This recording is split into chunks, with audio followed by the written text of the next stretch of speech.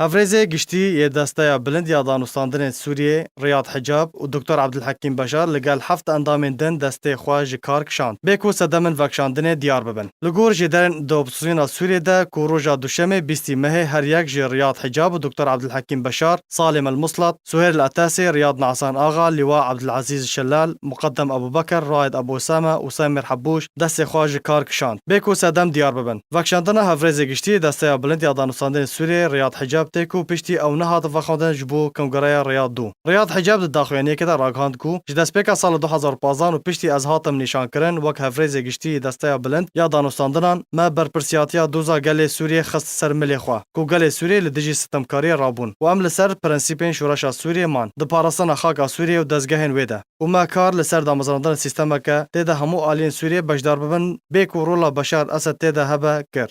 و درباره وکشاندن ریاض حجاب و اندام دسته بلند یا دانستاندنان وزیر دروی ولات روسیا راگهاند وکشاندن کسایت رادیکال تندرو جا اپوزیسیون سوریه دهیل اپوزیسیون سوریه یک بویی ببه.